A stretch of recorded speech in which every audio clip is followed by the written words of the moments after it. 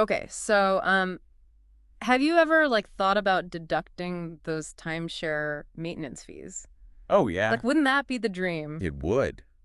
But it's not always as straightforward as we'd like it to be. Taxes rarely are. So true. And that's why we are diving into this topic today. We've got this Wesley Financial Group article, and it breaks down what you can and cannot write off when it comes to timeshare expenses. Yeah. And I was really surprised by some of this. Did you know the type of ownership you have with your timeshare really makes a difference? Huge difference. Yeah, the article really stresses that difference between deeded and then right to use timeshares. Yeah. And, most people listening probably don't even realize they're two different types. Yeah, so is it kind of owning a little piece of paradise versus just renting a beach umbrella for the week? Yeah, that's a good way to think about it. Mhm. Deeded means you actually own a fraction of the property, like a condo, but Yeah. smaller. Yeah. Right to use is more like a lease. You're just buying the right to be there for a certain time. And so, for taxes deeded is the way to go if you want those benefits. Exactly. Yeah, you might be able to get some tax advantages that just aren't there with those right to use agreements. Okay, so that clears that up. Now let's talk about those pesky maintenance fees. Uh-oh. Can we deduct those, or what's the deal? Yeah, so that's where things get a little tricky. Those regular maintenance fees you pay each year, those aren't usually deductible. That's a bummer. Why not? I mean, we're paying all this money to maintain this property. Well, the IRS sees those fees as personal expenses, kind of like maintaining your primary home. Like you wouldn't expect to deduct your lawn care costs from your taxes, right? Okay, yeah, I see your point. But wait, doesn't the article mention about a loophole if you rent out your timeshare? Yeah, there is a potential workaround there. If you rent out your timeshare, you might be able to deduct those maintenance fees, but as a business expense. Emphasis on might. There's always a catch, isn't there? So what makes it so complicated? Well, the IRS has rules about deducting for rental properties. You can't just rent it out a few times and call it a day. You need to show that you're treating it like a business. Keep track of all income and expenses, cleaning fees, advertising, even some of those maintenance fees we talked about. Man, it sounds like a lot of paperwork. It can be. And remember, tax laws can change, so you really need to stay updated. Maybe talk to a tax professional if you're thinking about going this route. Good advice. So those maintenance fees might be a bust for most of us. What about other deductions? The article mentioned a few other possibilities, right? Definitely. One thing timeshare owners might be able to get some relief from is property taxes. Right. It is still real estate, even if it's just a fraction of the property. But it's probably not that simple, is it? Haha, you're catching on. You can only deduct property taxes if you itemize those deductions on your tax return. And a lot of people don't do that, especially now with the standard deduction being what it is. That's true. You have to weigh your options and see what's best. But if you do itemize, are there any other things that make it hard to deduct property taxes on a timeshare? There can be. Sometimes those timeshare companies, they lump the property taxes in with all your other fees. So it's hard Hmm. to figure out the exact amount you actually paid just for property taxes. Ugh, so annoying. It is. You might even have to contact the timeshare company and ask for a separate statement to prove how much you paid just for your taxes. Paperwork, paperwork. Sounds like being organized is key with this stuff. Speaking of important details, the article also mentioned something about deducting loan interest payments. Is that another tricky one? Oh, absolutely.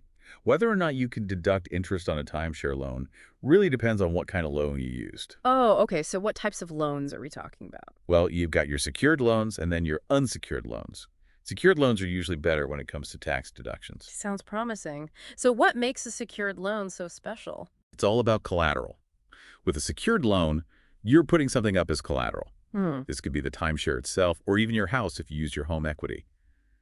The important thing is that there's an asset backing up that loan. And that's good for taxes because... Well, the IRS is more likely to see that interest you paid on a secured loan as, like, a legitimate deduction, especially if it's directly tied to the timeshare itself, kind of like deducting mortgage interest on your house. Right. It all makes sense when you explain it like that. What about those unsecured loans? They're probably not so good news, are they? You got it. Unsecured loans, those are a different story. They aren't backed by collateral, so they're considered riskier for the lender. And riskier means the IRS isn't as generous with deductions. Exactly. So if you used a credit card or got a personal loan from the timeshare company, chances are those interest payments are much harder to deduct. Wow, who knew there was so much to think about with timeshare finances? So we've talked about deducting this and deducting that, Right. but what about donating your timeshare? Yeah. Is that something people even do? You'd be surprised, actually. Donating your timeshare, like to a charity, that can actually have some tax advantages, too. Really? Okay, now I'm really curious. That's not something you hear every day. So how does that even work? You just like give it to someone and It's kind of like when you donate any asset.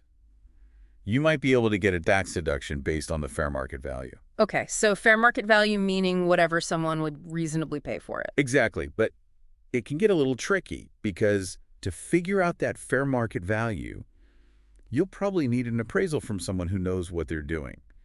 You can't just decide what you think it's worth. Right. The IRS probably wouldn't like that too much. Yep, you've got to be able to back it up.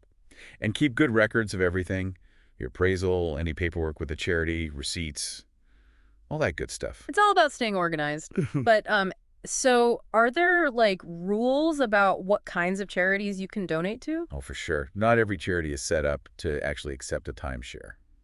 I mean, what would they do with it? Good point. You'll need to do some research and find organizations that specifically take timeshares, Yeah. or even just like real estate donations. I see. So like what kind of charities would that be? A lot of times you'll see organizations that work with veterans or help people with disabilities. Even some affordable housing programs will accept them. Wow, so you could actually help people out with your timeshare. That's pretty cool. It is. They might be able to use it for something or even sell it to raise money. That makes sense. But there's probably still paperwork even with donating. Right. Definitely. Yeah. You'll need to make sure everything is transferred correctly and legally. All the paperwork is in order. So working with professionals is probably still a good idea. Definitely. A tax advisor or a real estate lawyer who understands timeshares. They can make sure you do everything right. This is so interesting. We've talked about deducting maintenance fees, property taxes, loans. Even donating your timeshare. Right.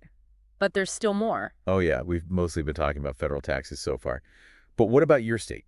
Oh, right. Each state is different, aren't they? When it comes to taxes, I mean. Exactly. Some states might have special rules about timeshares. Like you might get property tax breaks in one state but not another. Or different rules about rental income. Deductions for those exit fees we haven't even gotten into yet. Wow, it's like a whole secret world of tax benefits no one knows about. Pretty much. You kind of have to do some digging. So where do we even start? If you want to, like, figure out your state's rules. Well, a lot of times those State Department of Revenue websites, those are actually pretty good. Oh, okay. They usually have, like, all the tax information for your state. So you could just, like, look it up. Exactly. Worth a shot, right? Yeah, that's easier than I thought it would be.